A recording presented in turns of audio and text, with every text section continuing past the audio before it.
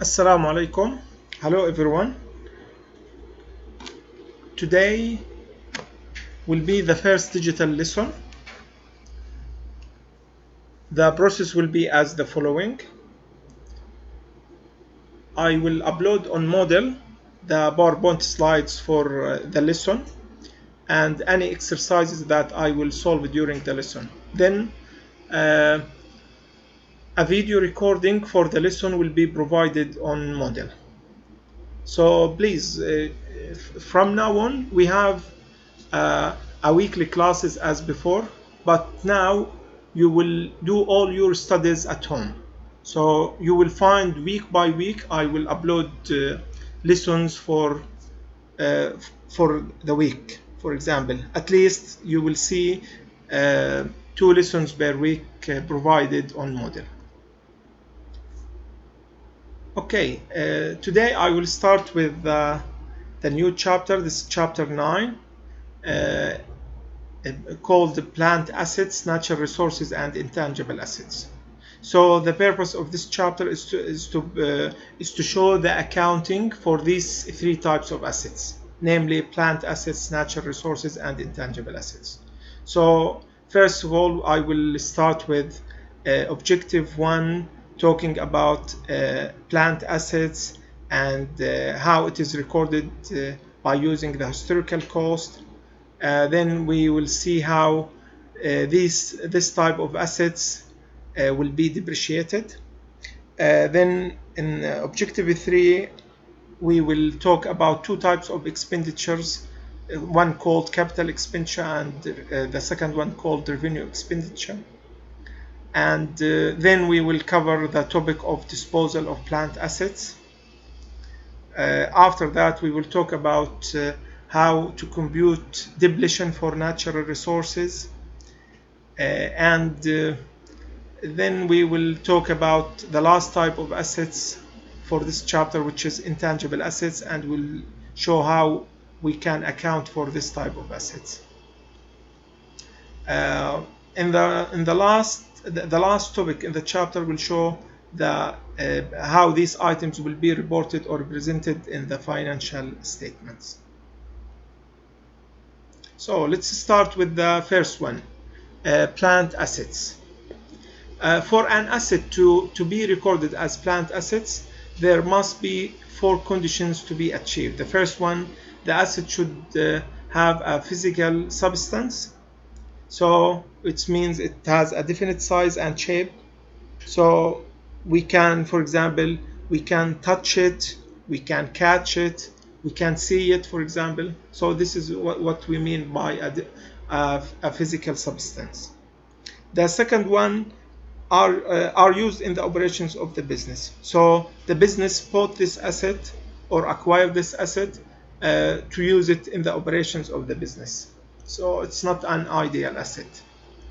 The third one, it's we did not acquire this asset to sell it to customers. We acquire it to use it in our operations.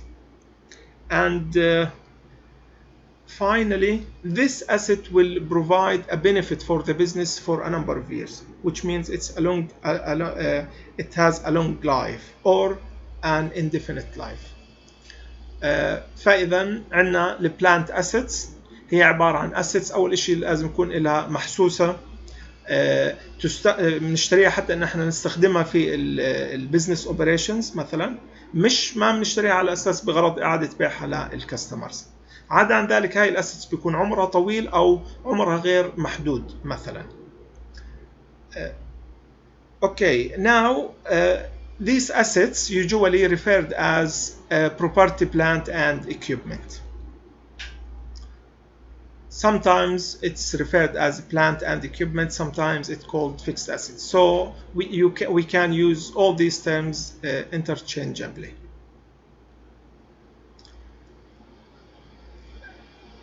Okay, an example of these items, for example, we have vehicles اللي هي وسائط النقل, buildings زي الأبنية, land الأرض مثلا, الماشينري الآلات, tools المعدات.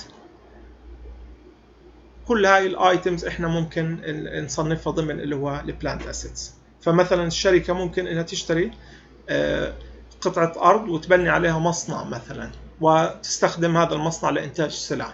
او مثلا احنا ممكن نشتري كمبيوتر ونستخدمه في اللي هي الادمن ورك، ديلي ادمن ورك بالنسبه للشركه مثلا.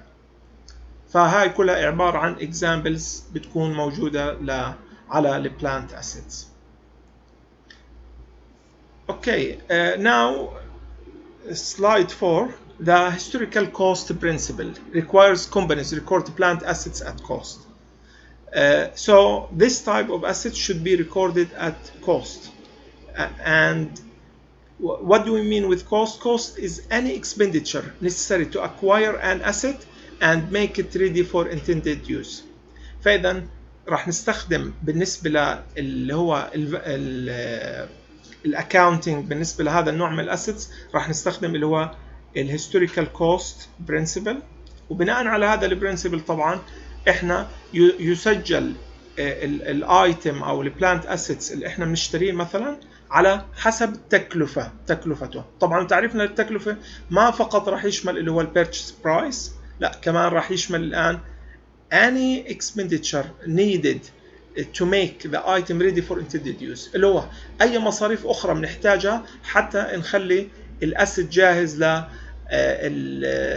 للاستعمال المخصص له.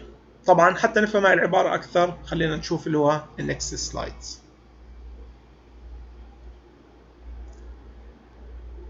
Okay, let's have as an example we have a land. So if I want to find the cost of a land, so it will include the purchase price, also the attorney's fees. هاي اللي هي عبارة عن legal fees.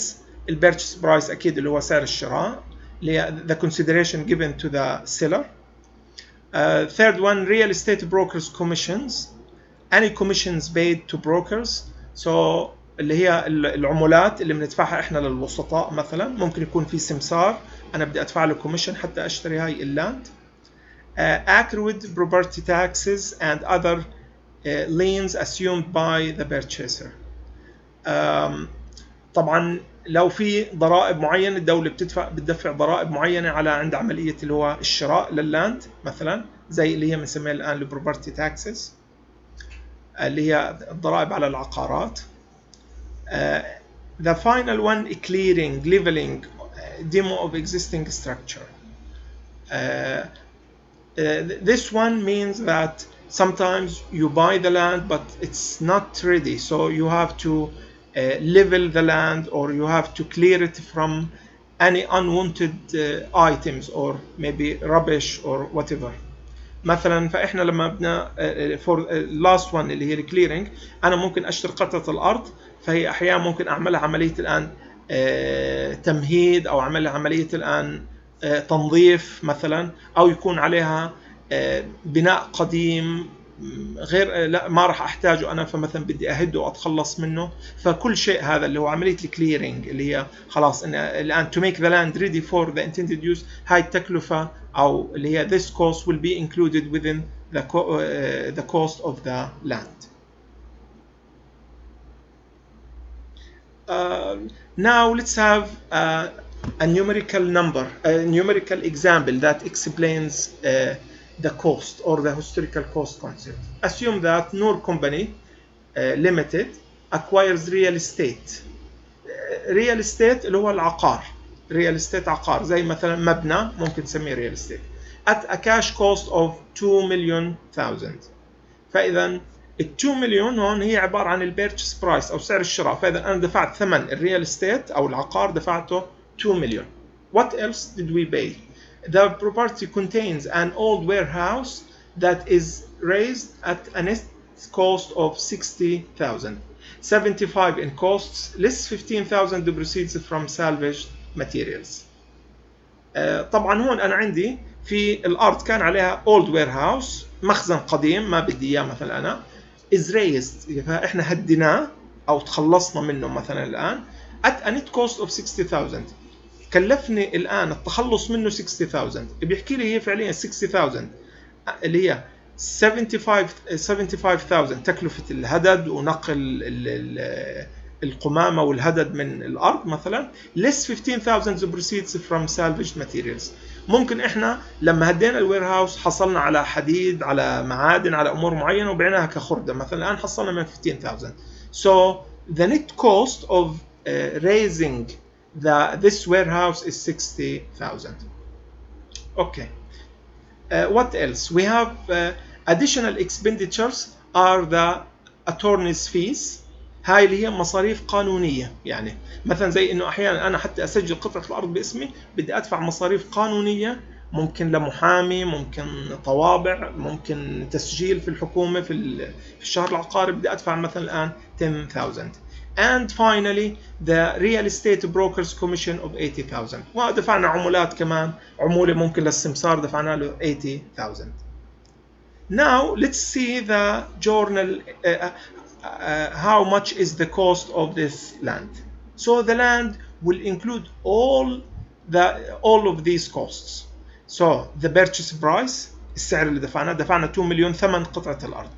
Net removal cost، تكلفة الآن إزالة الوير هاوس 60,000. Okay. Attorney's fees، الرسوم القانونية 10,000. Real estate brokers commission، عمولة للسمسار 80,000. So if we add all these up we will get 2,150,000. فإذا تكلفة اللاند مش فقط اللي هو 2 مليون اللي هي سعرها، لا، تكلفة اللاند اللي هي 2 مليون بلس مثلا أي تكاليف بنحتاجها حتى نجعل الأرض جاهزة للاستعمال، مثلا زي إني أهد عليها إشي أو أتخلص من قمامة أو هدد موجود عليها، بلس إنه المصاريف القانونية، بلس ممكن أي عمولات بدفعها للسمسار. So now if you have a look to the journal entry, so we paid in total 2,150,000. This is a credit as cash, and the land will be 2,150,000. All of these costs together will be named as a land. So land is 2,150,000. So it's not only the purchase price of the land. Now we will have